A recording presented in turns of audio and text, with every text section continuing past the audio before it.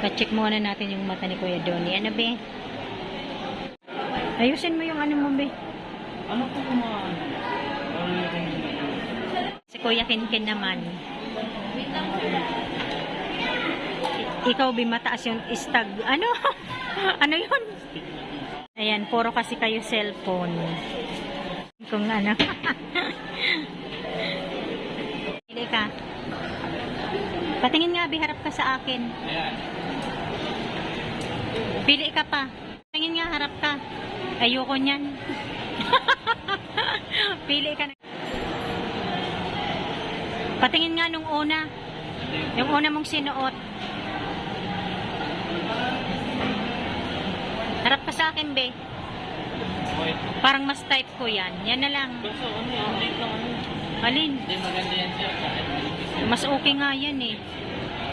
Buhay, naligaan siya. Ikaw naman, Kim. Patingin natin.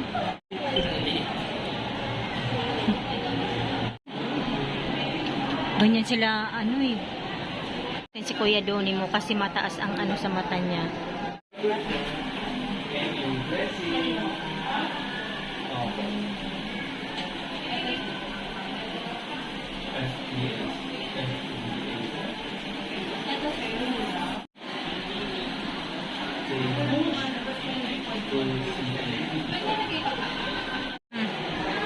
Tingin-tingin.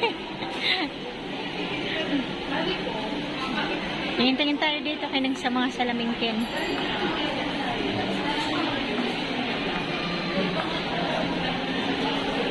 Ayan na sir, nalagay natin sa salamin mo.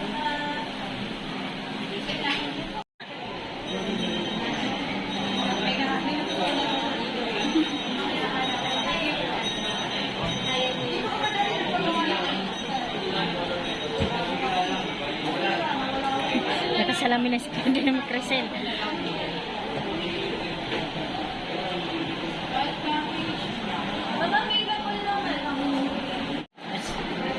Narinig mo doon eh. Yung lens niya, ma'am, gusto niyo ba lagyan siya ng anti-rad? Gusto mo?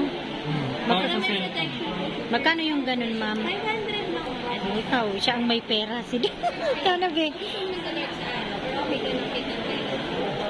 Kasi lawin ka ba sa Pag hindi sa mga indoor.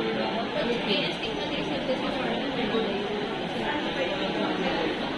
Ano ba yung be? Uwi na tayo.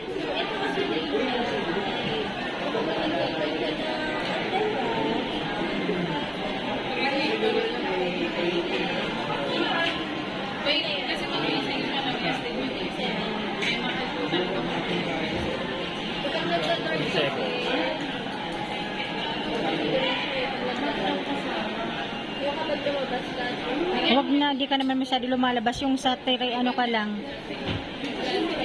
Diba?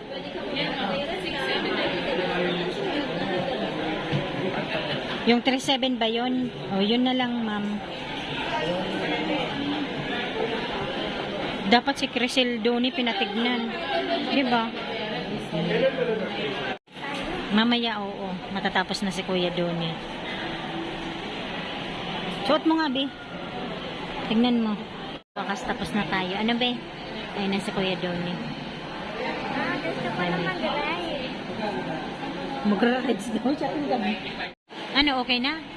Pero bilad natin siya yung sa Huli ka na.